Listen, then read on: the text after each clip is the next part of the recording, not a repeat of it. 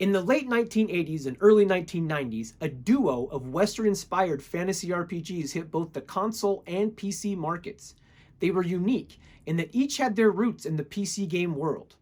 Usually, PCs were a bit beyond what consoles could do in this era, but a few made the transition from PC to console. One was called Ultima, the other, a series by competitor to Origin Systems' New World Computing, and the subject of this episode of Mike's Quality Reviews. I'm Mike Will from the Mike Will Experiment, and this is Might and Magic: Gates to Another World for the Sega Genesis.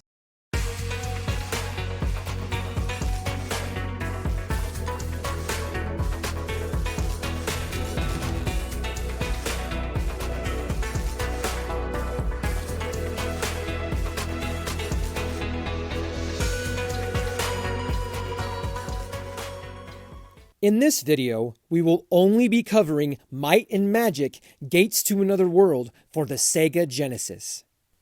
The reason for this is the title that I have most of my nostalgia for. Now, that's not to say I didn't enjoy walking into my local software etc. and seeing the beautiful colorful tiled boxes lining the shelves with their neon orange and sky blues. But I don't know that I could do justice to those games, so I've included a link in this video below. It also inspired me to make this video because I just don't think Might and Magic gets the light that it deserves. But with this video, I hope to bring this awesome franchise to a new generation. Now, Might and Magic 3 was another console release on the Super Nintendo, and if you all want to hear more about that, I may do a video on that title in the future. It's funny that I actually have more nostalgia for the game case, the manual, the pictures inside the manual, the mazes, than I actually have for the game, which is interesting because I felt a rush of nostalgia when I first saw this game featured on eBay. Now, this game isn't going to blow your mind on price charts or anything like that. It's not cheap, but it's definitely a low or uncommon priced game, even though this game is in fact quite rare. This was the only available copy on eBay that included both the manual and the cartridge, complete with the box. Now, I'll admit, I haven't tested this game. I have no idea if it functions. For this review, I played it emulated on a PlayStation Portable. Now, mind you, I had the physical copy in hand, so there was nothing illegal happening here. I was simply using a backup to go ahead and give you guys a review.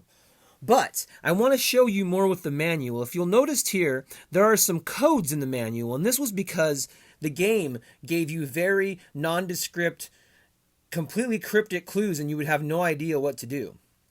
You'll also notice some hand-drawn art here, and this really points out that the game isn't much to look at, even back then, so they had these elaborate art pieces to sort of set the tone and bring you into the world, even though the game itself may have not achieved that.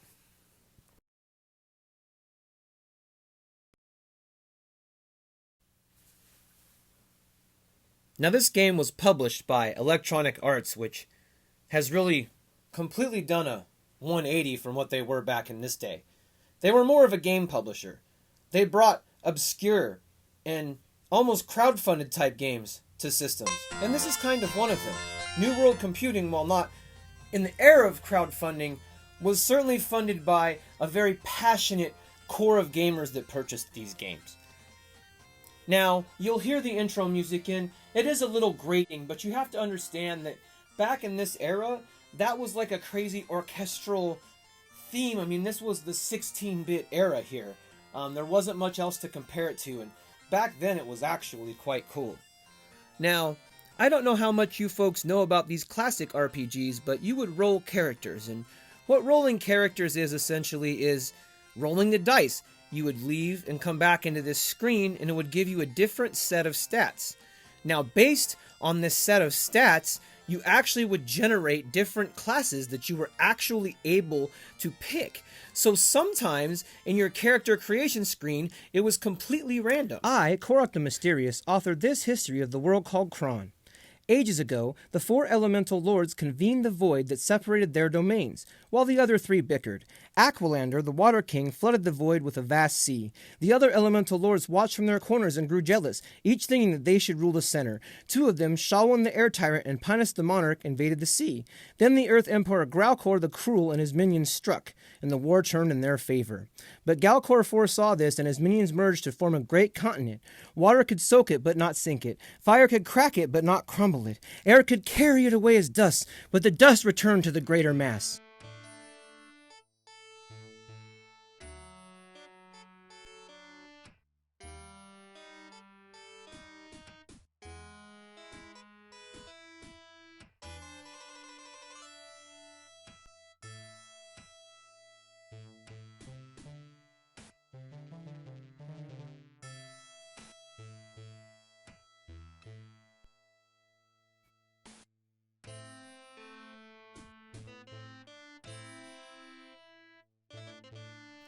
Growlcore fought back, but the humanoid spells destroyed his minions.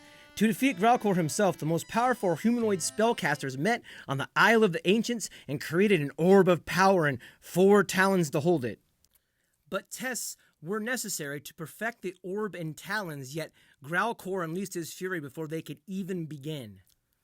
The elemental forces banished, civilization began. Cologne became King Cologne, the Conjurer, ruler of a golden age. People were happy and content. Cologne and the dragon met on the beautiful savannah of plenty, but the Conjurer King was old now, and had only the orb, not the talons, for aid. Alas, it was enough.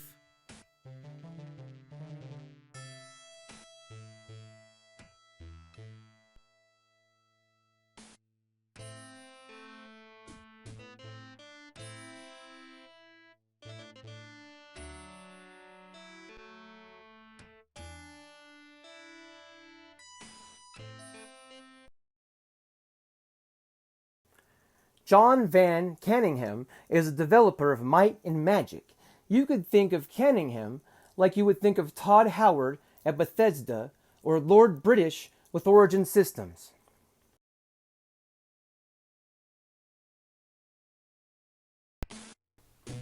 You would think a fantasy game would have a fantasy ending. Well, you're in for a big surprise because the Might and Magic series does also have a science fiction twist. This game really ends on an odd note. You are going through this huge never-ending dungeon. It is hard, like most of the rest of this game. And all of a sudden, well look, spaceship, a vacuum tube, Kron is off course, a strong machine pulsates, collision imminent, enter an override code. What could this be?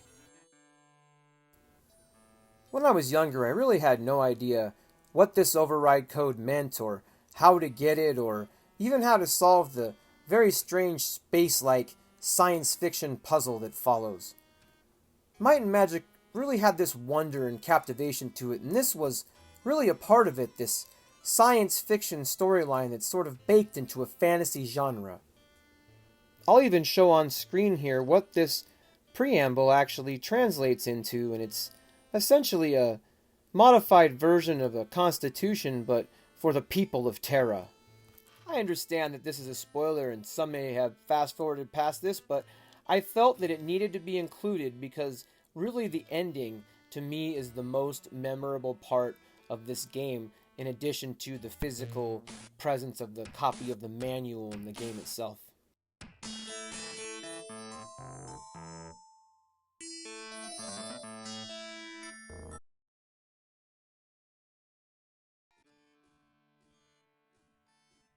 Look, this game is rough around the edges.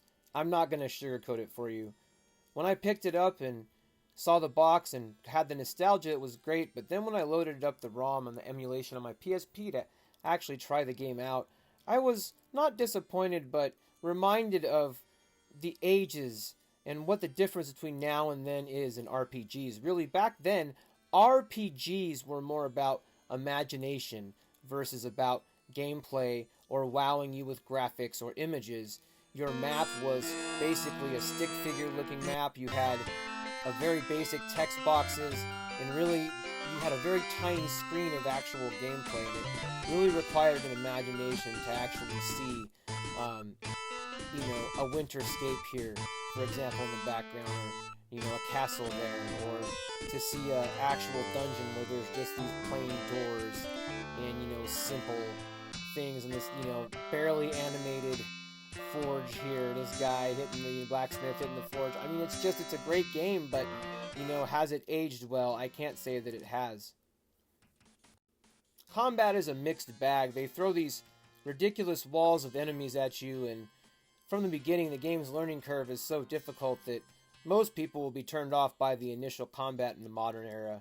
You really want to play this game either with the original manual, if you can swing that, it's hard to find, or if you can't, you want to play it with a game FAQ or something else. Really playing this game any other way is not really something that you want to do in 2021.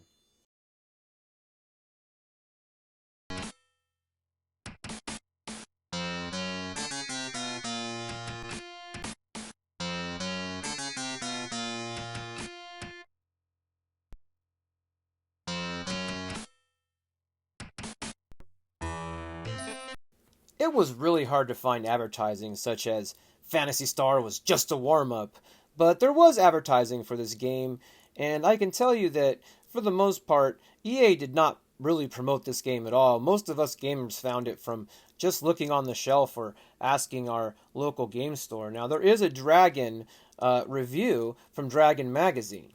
So we're going to take a look at a couple of articles that were released in the media.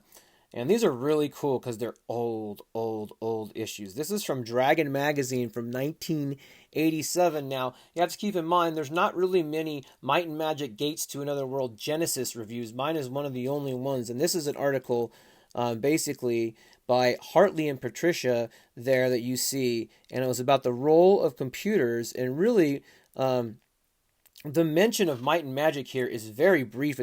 Was apparently released by Activision, and this is the Apple II version. This isn't even the version that is on the PC. This is an Apple II version.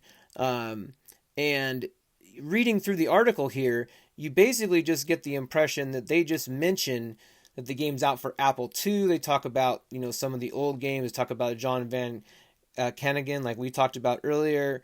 They talk about the C64 128. They talk about things from this bygone era in this article, but it's really not much of a review per se. I'm not even really reading it to you here. You can pause the screen and read it yourself, but the reason for that is there's really not much to see in this article. This next article is Computer Gaming World, which is basically, another article that released, and in Computer Gaming World, they had a spread here for Might and Magic, as you can see, that was pretty big. But this is also, ironically enough, this game made its biggest splash on the Apple. Its biggest splash was certainly not on the Sega Genesis, and that's why I made this video, because this is an underappreciated hidden gem that really needs to be looked at.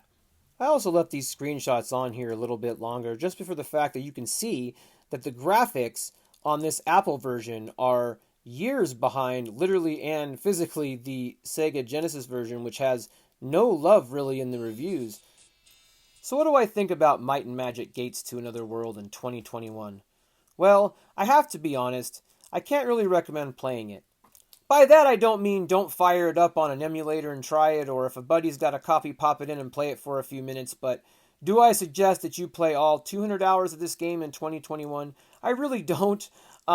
Maybe play it through real quick with save states and an emulator. Would I play an original copy for 100 hours plus? If the graphics appeal to you, if the look appeals to you, there are games in the modern era that do look like this, but they don't appeal to me anymore. And going back to this, I really the graphical styling doesn't appeal to me anymore, and just the cornucopia of menus and numbers are great, but we have games that do this stuff much better now, and it's just really hard to go back to this. So for the modern factor, I give this game a 6 out of 10, and that's for its modern factor. Now, for its nostalgia factor, I do give this game a 10 out of 10, meaning when I played it back in the day, I enjoyed it to that 10 out of 10 level. The problem is this genre has evolved so much in the last 30 years that this game is just sort of left in the dust in the modern era. But if you have a itch to scratch with a computer-style RPG, you can't go wrong with this one.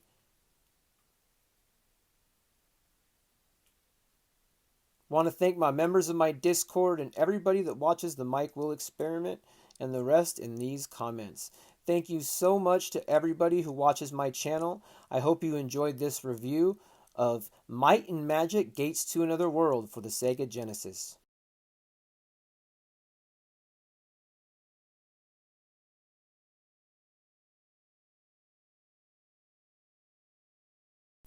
Please consider joining our Patreon by visiting patreon.com/the Mike Will Experiment.